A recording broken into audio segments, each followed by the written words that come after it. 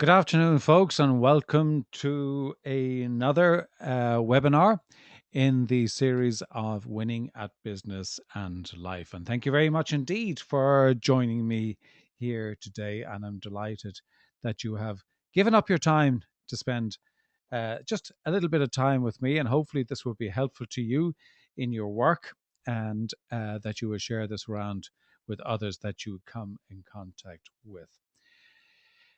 What I'm going to talk today about, obviously from the title given, is 7 Musts to be an inspiring leader.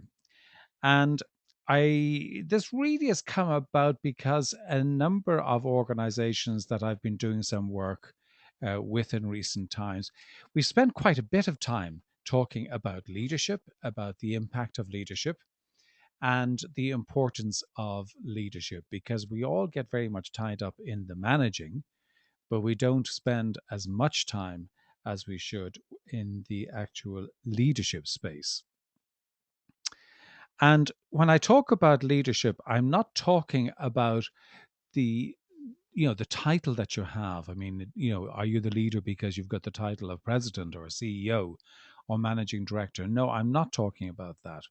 I'm really kind of going into the sphere where Robin Sharma, who wrote a book, very good book, called Leader Who Had No Title. And in actual fact, what I'm talking about is everybody in an organization, because everybody in an organization has a role of leadership to play in that organization. But particularly, a lot of the focus that I would have would be with senior teams, and in many cases, it's really important to convey the message to the entire senior team that it is everybody in that team who has got to take on the role and the mantle of leadership, and not just expect that it is the person who has got the title of CEO or the title of managing director. So that's really important that people get that, because it is not about your title. And the fact of the matter is that how leadership manifests itself at the top table, you know that's what will happen right through the organization. So what your organization will be is determined by the behavior of the top team. And if they are not behaving in a way that they're demonstrating leadership, that they are demonstrating all the characteristics of leadership, then they are not going to be manifest and cascaded down throughout the organization. The other thing I'd say is that very often when we talk about leadership, or where we hear talk of leadership, we think of the kind of the charismatic figures, the Steve Jobses, the Winston Churchills, the Martin Luther Kings, these very charismatic people, and we tend to kind of believe that leadership is tied up in you must have that sort of charismatic personality to really be an effective leader, and that's not the case at all. In fact, in my own experience, I've certainly met quite a number of leaders who were really impressive, and were very quiet, very reserved, would not have any of that showmanship, would not have any of that sort of external, charisma or personality that you would identify with the people that I have mentioned.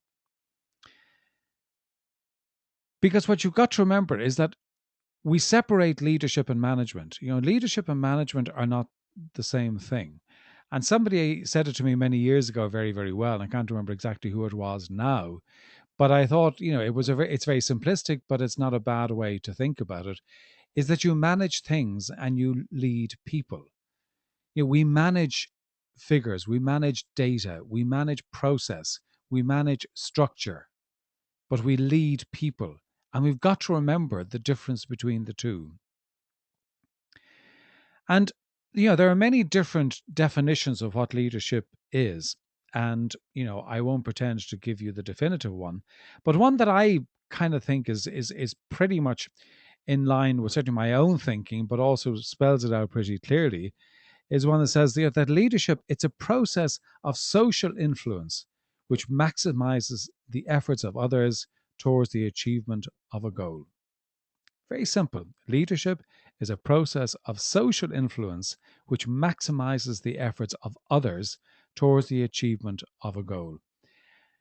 And there are a couple of words in there that I think they're worth just focusing in on. Firstly, is that leadership is a process of social influence, right? We're not talking about authority. We're not talking about power. We're not talking about dictating. We're not talking about managing. We're not talking about being responsible. We're talking about social influence. So it's how we influence people socially. I don't mean in kind of the social world, like outside of work, but generally speaking, in the social world, we got to influence socially. The next part, which maximizes the efforts of others. And when I talk about others here, it's not just the direct reports that we're talking about. And very often we feel that our influence has got to be around just with our direct reports. But the fact of the matter is, if we are a senior person within an organization, if we're a middle manager in an organization, we have an influence right across the board. So it's a leadership role, as I said, that we are taking because it impacts the entire organization. And the final part is towards the achievement of a goal. Well, there's a clearly stated outcome. And that is really important. Now, I said there are other definitions of what leadership is, but I certainly am very comfortable with that because I think it does encapsulate that it is this social influence. It is this engagement with others right throughout the organization. And here I'm talking about it within the context of an organization and a business. And there's also got to be, the ultimate vision and the achievement of a goal, which is really important. So when I'm talking about the seven musts of an inspiring leader, the first one has got to be trust. And it's all about gaining trust. Trust is absolutely foundational when we come to talking about leadership. And I'm not starting with trust carelessly because it is absolutely the most fundamental part and element of leadership. And we could spend an entire time talking about trust alone. But I just want to give it, a reasonable amount of time here today because it is the basis of everything. If I can refer you to this diagram here, which is about Patrick Lencioni, and he wrote a book called The Five Dysfunctions of a Team. And if you're interested in that book, I would highly recommend it. But at the base of the organization, at the base of this whole, layer upon layer that you want to get to where you're actually producing the results, and it's connecting. And what he does is that he connects trust with ultimately the attention to results and what we actually are achieving. So there is the direct connection between trust and how effective we are as an organization. And it's a great piece of work, and I said I would highly recommend it to anybody who is interested in leadership to have a read of that book. Again, just to repeat it, it's Five Dysfunctions of a Team, written by Patrick Lencioni. And if you're concerned about why it has dysfunctions, the rationale is that the team is dysfunctional because it's made up of people, and we are by nature dysfunctional. But when he talks about trust, he talks about trust within the team, that you're prepared to actually be open, that you're prepared to be, to show your vulnerability. And where there is an absence of trust, you will not demonstrate your own vulnerability. You will not, look for help. You will not make any statement like, I'm having a difficulty, or I'm having a challenge, or I need support, or any of those things. So where you have that absence of trust, you have this, pretense of invulnerability, that I'm not going to show there's any weakness or any chink in my armor. And what that leads to is this fear of conflict, because I'm not going to show my hand. I'm not going to really create any conflict because I don't want to be challenged either. So we end up with this very kind of false and artificial harmony whereby nobody really challenges each other because that's just the way it is. Because showing that having that kind of challenging environment might result in great openness about what's happening. And because there isn't that trust, I am not going to open up and have that. And because there is this artificial harmony, then there isn't real commitment. There's a lack of commitment to, the end goal, to the achievement of the goals. And that leads to this kind of ambiguity. We don't have the real conversations at the meetings. They happen kind of in sidebars at the water fountain, the cafeteria, and elsewhere, the coffee shop. So there isn't a real commitment because we know we haven't had the real conversation. And when there's no real commitment, then there is the avoidance of accountability, which has a consequence in the low standards. And where you have that, an avoidance of accountability, then you have an inattention to results. It's all about how I look. It's all about my status. It's all about my ego. It's all about how I look in front of my peers, not actually dealing with the issues at hand. And what Lencioni talks about there is just you see that in so many organizations. And when you cut away at a lot of problems that you identify in organizations, it does come down to this lack of trust and this trust among the top team. I said earlier on, it's not about the title that you have. Everybody has got to take responsibility for demonstrating leadership. But there are really important things, and in order to ensure that there is this trust, you've got to have clarity. You've got to have clarity about what direction the business is going in. What is the purpose of the business? What is the why? What is the vision that we have for the business? And what are the business imperatives right now so that everybody is on the same page. If you don't have everybody on the same page, then you've got everybody in silos, you've got everybody working away in their own little bit, and that also completely destroys trust in an organization. What you've got to demonstrate as a leader is that you don't put yourself first. You don't it's not about your agenda. It's not about what makes you look good. It's not about, how will this look to the rest of the organization? How will this look to the board? Or how will this look externally? You're actually doing things for the good of everybody, not just your own good. And you've got to demonstrate that you've got real character. You've got to demonstrate that you're doing what is the right thing to do. And that this also is the whole, you know, purpose in building trust, that people know that you've got the character to do what is the right thing, not necessarily the easy thing, but you will do the right thing for the organization and for the people around you. You've got to show that you will deliver on your commitments, that when you make promises that you deliver on them and that you deliver on time. And if you can't deliver on time, that you're explaining why. But there's nothing that undermines a leader than somebody who makes false promises or changes it, or changes their mind, or vacillates, or is on a different agenda next week when we have a conversation.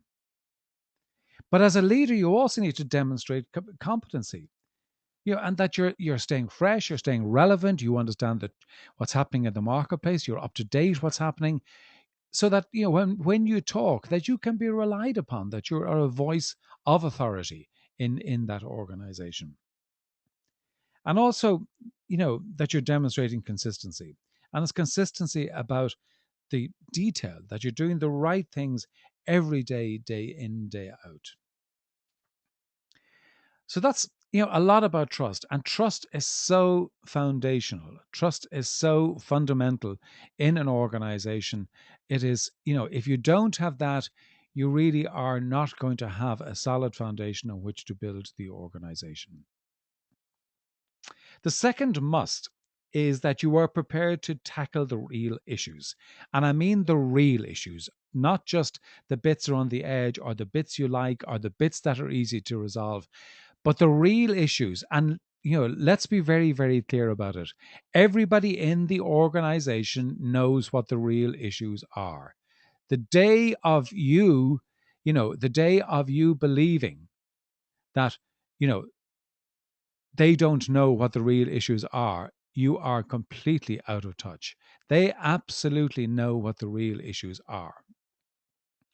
And you've got to demonstrate that you really and truly are prepared to tackle the real issues in a timely way, that you do it consistently, and that you're also communicating consistently right throughout the process. Because when you're tackling the real issues, it could take a good period of time in order to sort them out, but that you're communicating where you can. The sad thing is that, if as leaders we don't demonstrate that we're prepared to tackle the real issues, then that's how the organization behaves. And, it's an awful thing to, when you look at an organization and if you see that's the way that things get done. And sometimes you hear CEOs and presidents of companies complain that, the issues aren't tackled within the organization. And very often just look at what happens at the top table. They're not being tackled there. So if they're not being tackled there, there's no chance that they are going to be tackled elsewhere.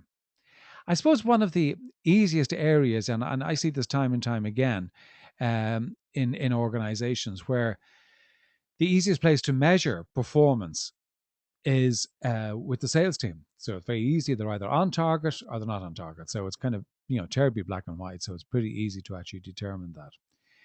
But what happens when there are a number of underperformers who are not achieving target? And it's not seen that that issue is being addressed. That is not being tackled. Then for the rest of the people there, it's kind of, well, why should we bother? Obviously it's not that important. Okay, the driver may be their own achievement and their own bonus or whatever else it might be, but it certainly has a damaging effect on other people because they see that poor performance is tolerated. And if poor performance is tolerated, then why bother being a high performer? Because that's not what's, apparently valued terribly highly. You also have to remember that, in every organization is great at boss watching. They know what's going on. They know what is happening. They know everything that is going on. They know within the top team where the relationships are good, where the relationships are not so good. What are the issues that get dealt with and what are the issues that get pushed around? So if you want to be seen as a real leader, then make sure that you and your team are tackling the real issues.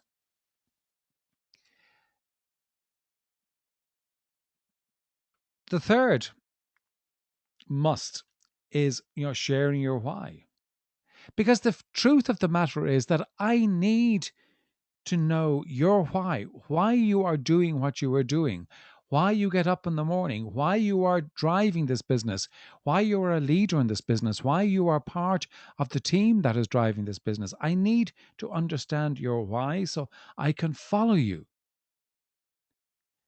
If I don't know your why, I don't have a sense of belonging to you. I don't have a sense of kind of where are we going? What are we trying to achieve? I can't feel that I'm part of anything that is looking to succeed, that is looking to become something, that is looking to matter, that there's any sort of higher purpose to it whatsoever. And if I can't make that connection, and don't forget, I don't do this logically. I don't do this in a left brain, give me the data, give me the facts, and then I'll be connected to it. I'll share in your vision. No, I don't do that because I've got to share in it from an emotional perspective. Otherwise, the sense is that I'm just a number. I produce and you pay me. It's a pure transaction. There's no emotional connection between either of us. I do what I'm meant to do and you pay me, and that's the beginning and the end. That is not the place that you want to be. That is not your sort of organization. Yeah, and poor commitment comes from the lack of emotional connection. I said not kind of hard data. It comes from that lack of emotional connection, and we need to have that emotional connection because again, if I don't have that emotional connection with you, then there is a lack of trust because I don't know you really, and I don't really understand your values, and I don't really understand your motivation.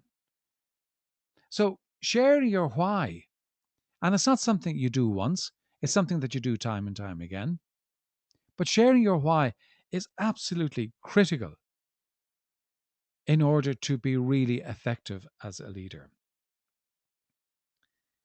The fourth must is not surprising, is about listening. And you must demonstrate as a leader that you're prepared to listen. But I'm talking about really listening. I'm not talking about the sort of listening is where you're not actually listening, you're only not talking and you're quiet because you're thinking of the next thing that you're going to say or how you're going to manage this conversation or this discussion. That's not listening, right? That's just pausing. you need to demonstrate that you're prepared to listen, and you've got to listen to what is being said, and that takes, all about being fully there when you're having a conversation, because you've got to listen about what's not being said as well as what is being said, and you've got to listen to what people are feeling. And if you're fully present, in terms of being really there and actively listening, well, then you really, really will hear.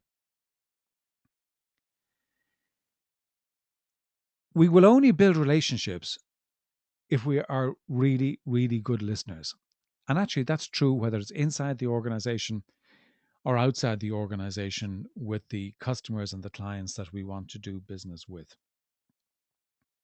We have this misconception that, leadership is all about having, your underpants outside your trousers and a cape, and you're the kind of the super action hero, and everything has got to be done really fast and really, quick, and you whoosh around the place and you create a draft everywhere you go. But I mean, that's not the case. It's not about the action hero. Yes, being an action hero is great, but it's also about being this great listener.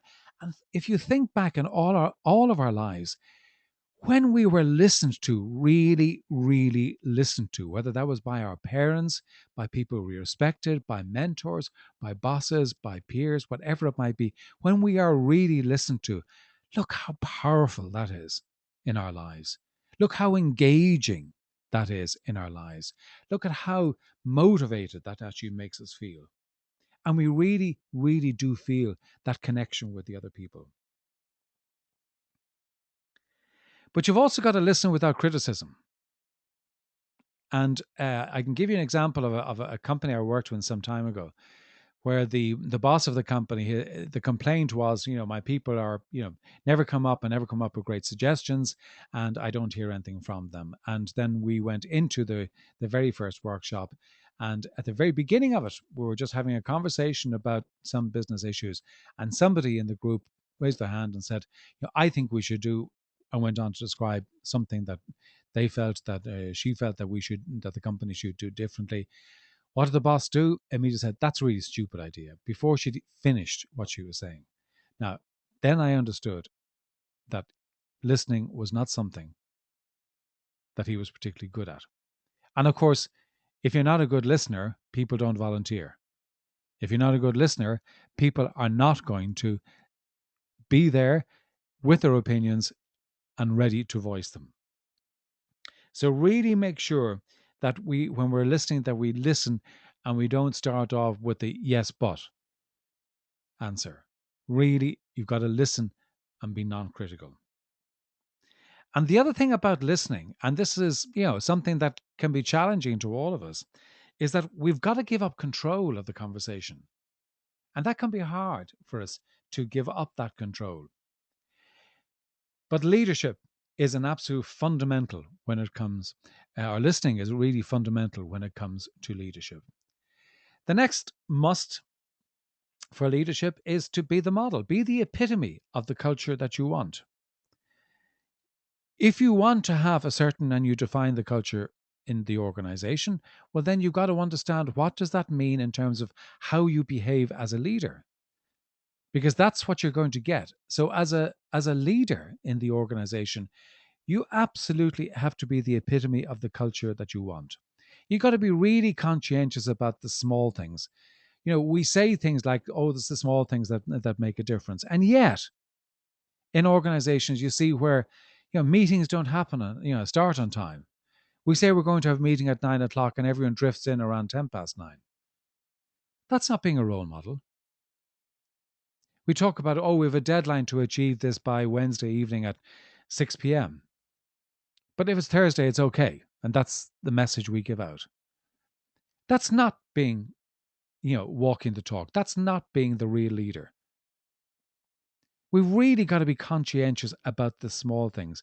You've got to be consistent about everything, because if you're not, you really are going to create uncertainty in people's minds, because they're never quite sure whether you're this way or you're that way or what way you will be. You're kind of, flip-flopping around the place.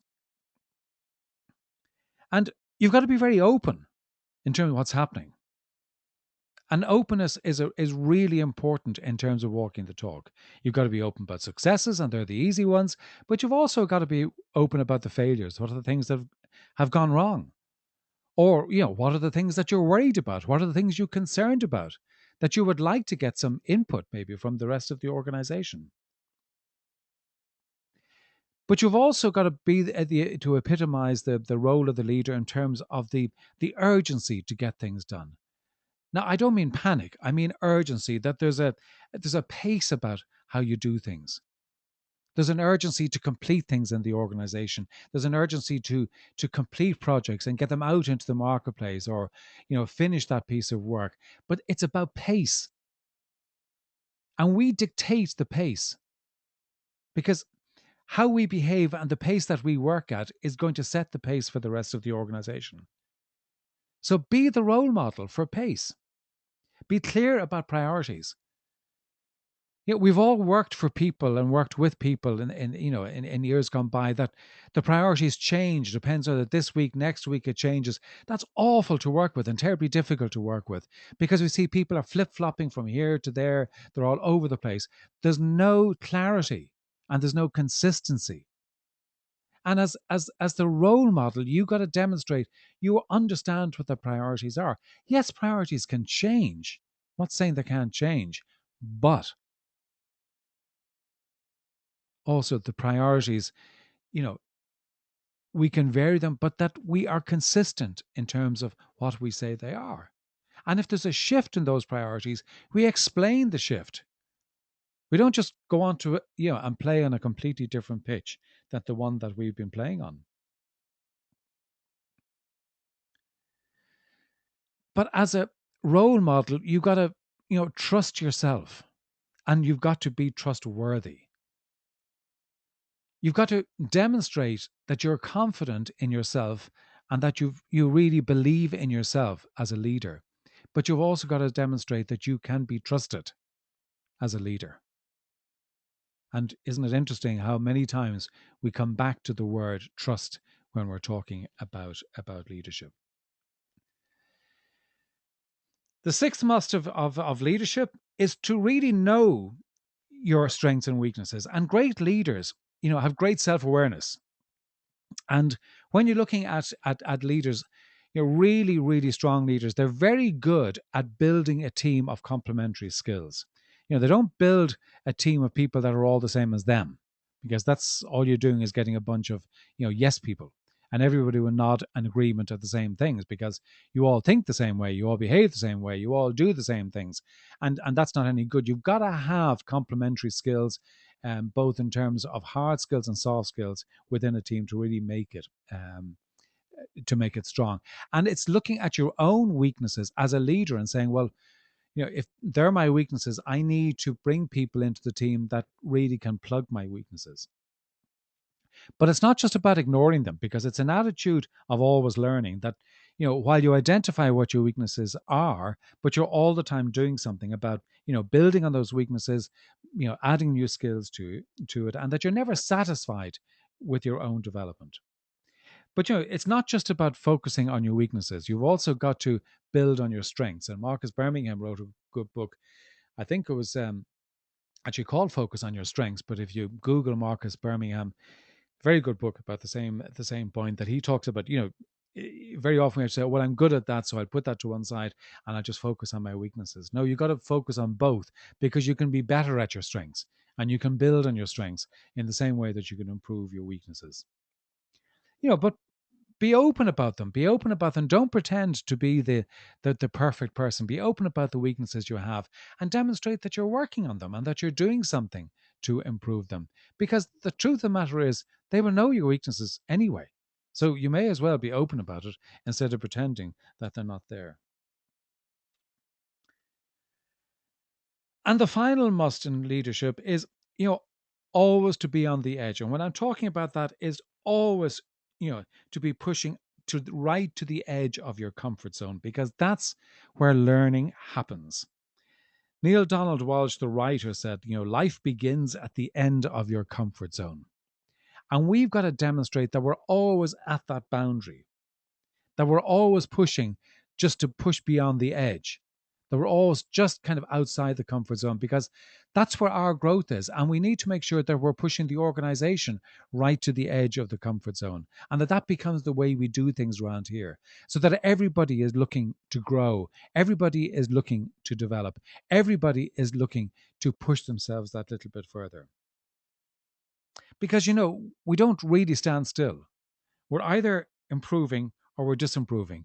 We're either going forward or we're going backwards. We're never actually standing still, despite what we think. So if we're not doing something about improving our skills, if we're not doing something about improving, our strengths and building on our weaknesses, well, then we're going backwards. We're not actually standing still. We're going backwards, because the speed of change in our world today is so intense that we need to be constantly growing. So always being on the edge of it. Don't ever be satisfied where you are. And great leaders are never satisfied where they are. It's always the next place they can go. It's always that next unknown territory that they can step into.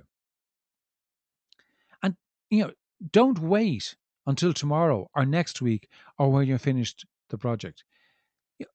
Even today, think about, where could I push myself to the edge of my comfort zone today?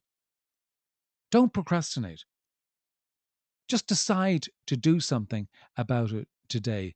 But always, always be on the edge of that comfort zone so that you are growing and you're developing yourself. So there are my 7 musts. You've got to, I said, gain trust, and trust is the foundation of it all. If you don't get the trust, if you don't build the trust, if you don't create an atmosphere of trust, I am telling you, you are going to have serious problems in the organization, and you are really going to stunt the growth of that organization. You've got to be seen as a leader that you tackle the real issues, not the easy ones, not the ones that are accommodating to or that are handy, or that maybe even tactically you want to tackle. But you've got to tackle the real issues. What are the things that are holding this organization back? And you've got to go about tackling those. Share your why. What's your passion? Why? What gets you up in the morning? What drives you to build this business and be part of a team that's driving this business forward? So share your why so that people can engage with you, and that people can actually feel that they're part of it and make a connection with you. Listen, be a really active listen. Listen to what's being said. Listen to what is not being said, and listen to the feelings. Because the more actively you listen, you know how people feel, and you need to know how people feel as the leader. The fifth is, be the role model. You have simply have to do that. You have got to walk the talk. You have got to be the epitome of what the organization stands for in terms of the culture. And you have determined what the culture is. So then make sure that you are living and breathing that day in, day out. Sixth one is to know your strengths and weaknesses and build on your strengths and do something about your weaknesses. But also, when you're looking at selecting a team, select a team of complementary skills, so that when you put the whole lot together, it makes this beautiful picture, because that's what's going to make it a great team.